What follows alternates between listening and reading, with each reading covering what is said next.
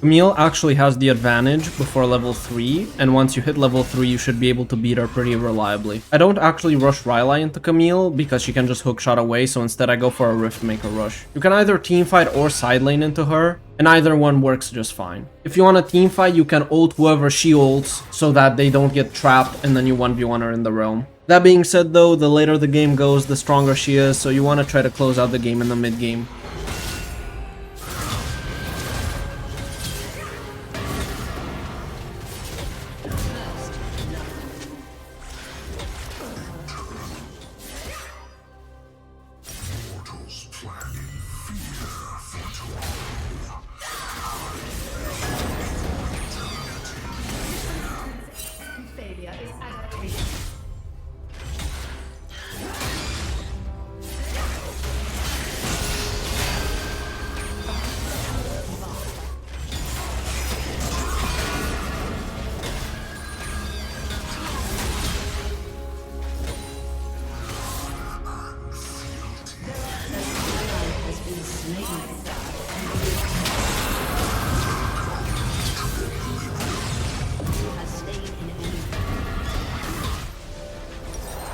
This is actually an extremely greedy recall, and in all honesty, I probably should have gone either plated or mercs.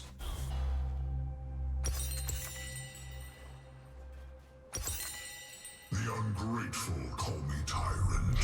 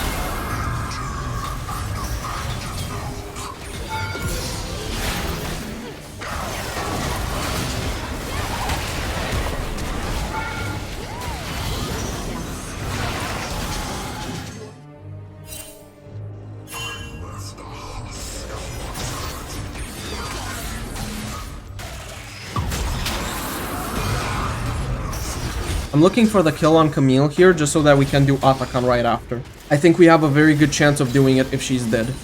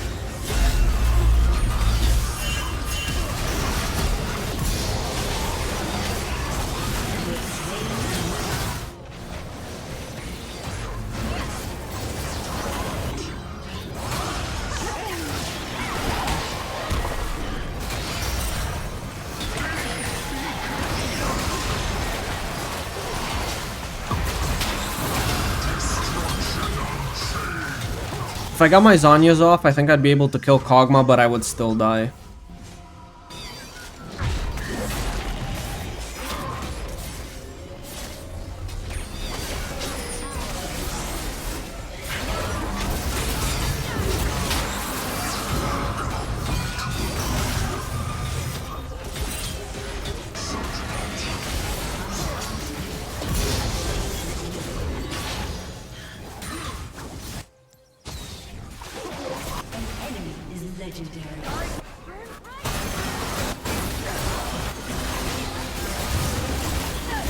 I wanted to actually go in and help her, but I had no ultimate of my own, and she just used hers, and their health barely went down.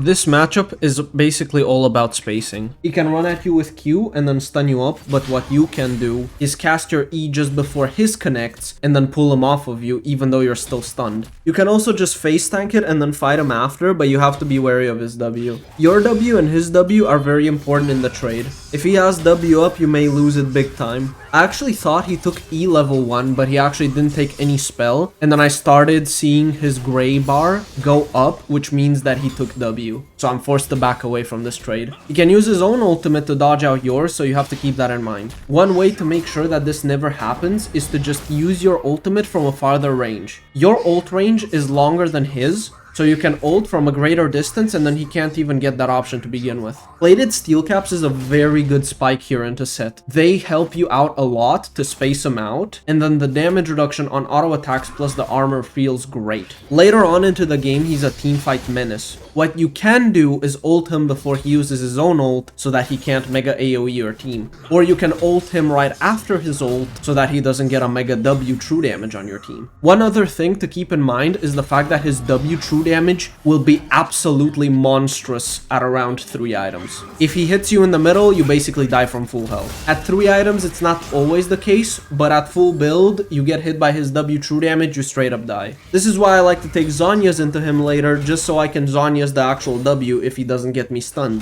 That way I will win out the 1v1 100%. Stridebreaker is another big power spike for him in lane, because it will give him that active slow, which will allow him to space you out better and chase you down more. If Sett ends up going Blade of the Ruin King, you can take a Thornmail into him as well, to massively reduce the damage you take from Bork, plus the reflected damage. His W will also not deal as much damage as taking something like a Black Cleaver, because Bork only gives AD, but Cleaver gives AD and health. So in that situation, most of his damage lies within his autos, and not necessarily his W true damage.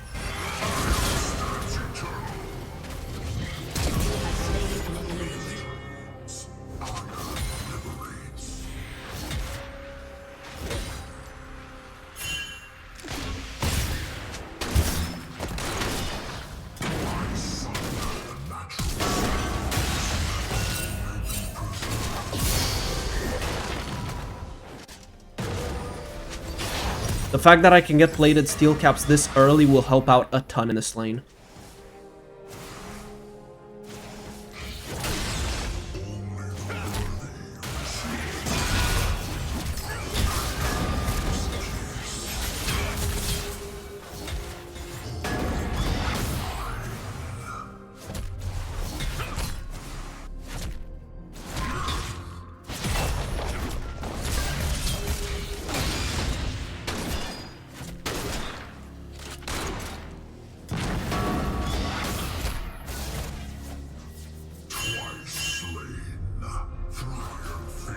I can ult him right now and just kill him. From the range that I used my ult at, he wouldn't be able to use his own, so there's no way he can stop it.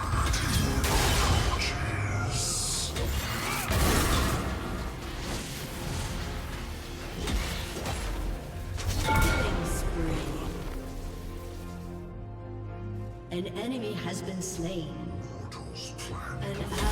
I managed to catch the wave in time, so I can just look for a freeze here. And if he just stays back and soaks XP, he won't be able to get any gold whatsoever from minions. That being said, he does have his ultimate up while I don't have mine, so he can actually put up a pretty decent fight during this window where my ulti is down. All mortals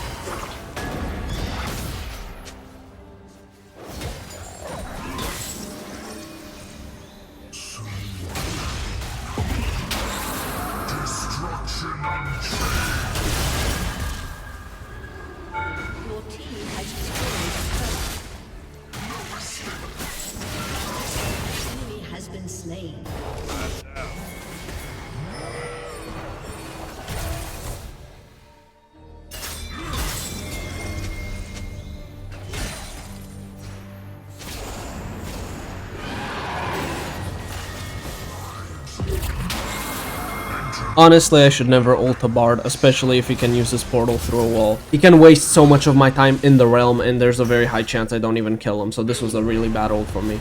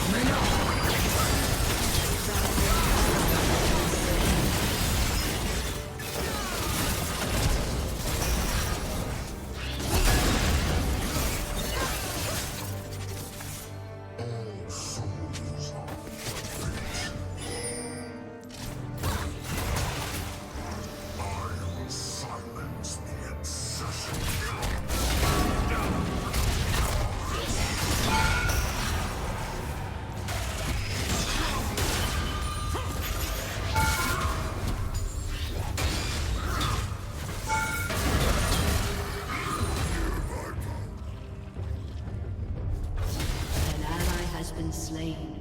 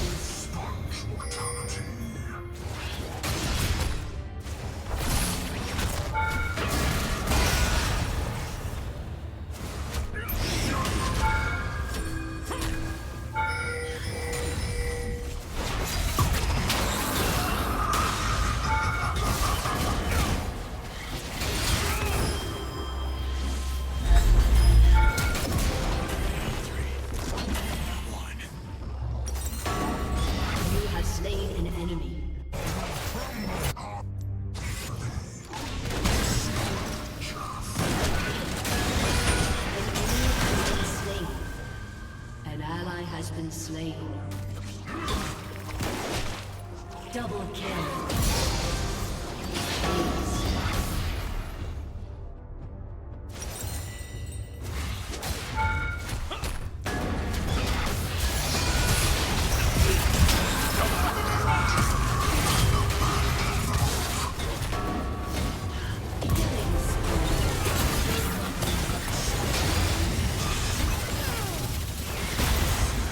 Here I was thinking about going Ronduin because they have Aphelios and Graves who both have crit chance, but then I looked at my magic resist and I saw that it was very low and Mel would actually deal a lot of damage onto me, so I ended up going for a Spirit Visage instead. It's not that bad since it also ups my W shield because of the effect that Visage has, so it's not like it's just purely for the magic resist here, I also get some extra effect on the shield.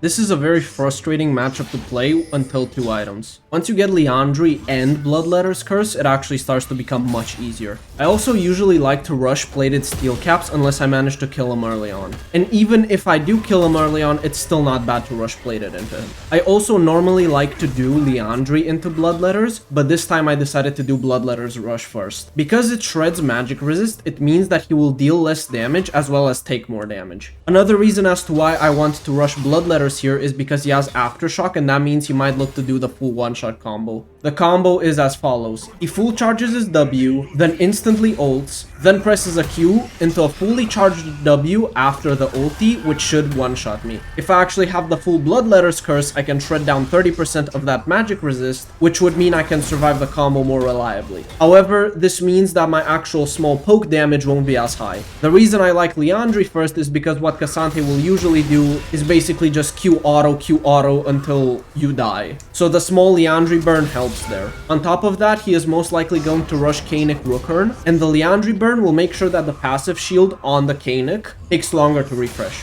But rushing Bloodletters is not bad either because of how much synergy it has in this matchup to deny him a bunch of his stuff. Once you get to both Liandry and Bloodletters, the matchup is finally completely fine for you. Another issue with the matchup is that you can't use your ultimate until he uses his own ultimate and W. His W makes him immune to your ulti. If he times his ult correctly, he can be immune to your ult. And then his W refreshes after the ultimate, so you have to wait out that W as well. This is probably the most frustrating part about the Cassante matchup, which is the fact that you have to wait 2 Ws and an ultimate proc. And only after that can you safely ulti him. Other than that, there's not much to it. You just look to survive his poke when he does his Q auto short trade and play it pretty slowly.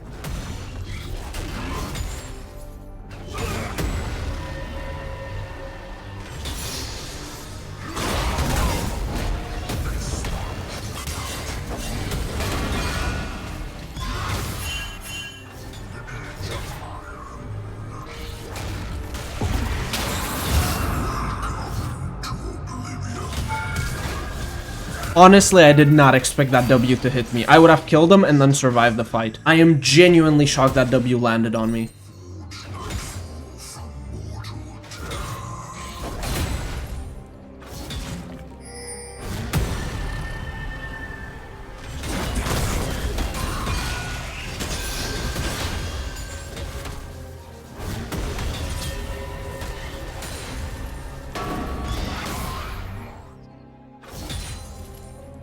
An enemy has been slain.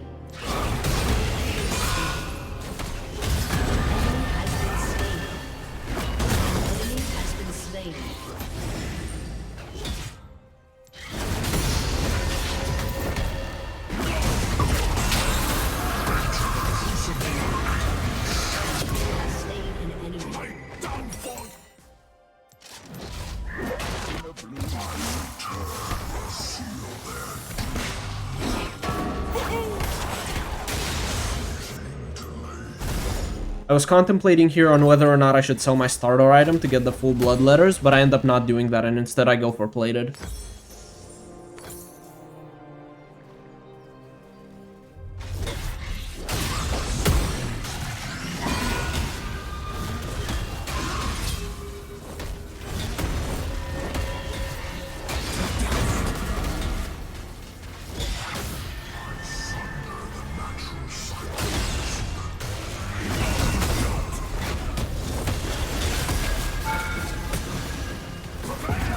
I see that he can knock me back with his Q, so I look to do a specific Q trick of my own. Mordekaiser can get displaced during his Q animation, and that will actually shift the position of his own Q. What this means is that even if I Q outside of the range of Cassante, if I get hit by his Q3 knockup, he can pull me into range so I can kill him with it. I Q outside of it, but as I see the Q3 traveling towards me, I know that it will pull me into the actual kill range. This can be a pretty good trick to know.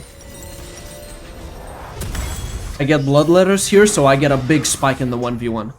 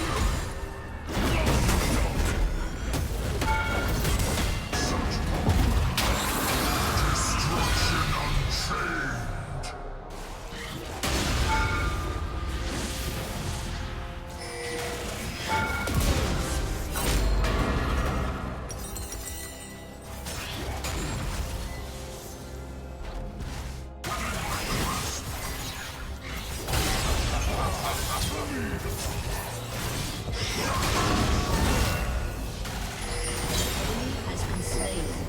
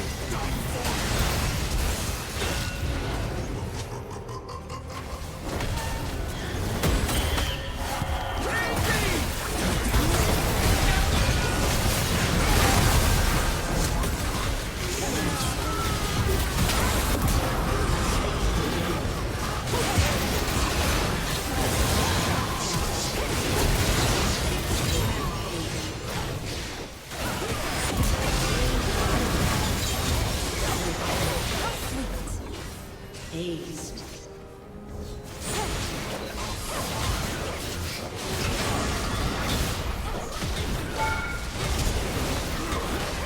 Thank you guys for joining me in this video. I hope you found the information useful, and I will see you in the next video, hopefully very soon.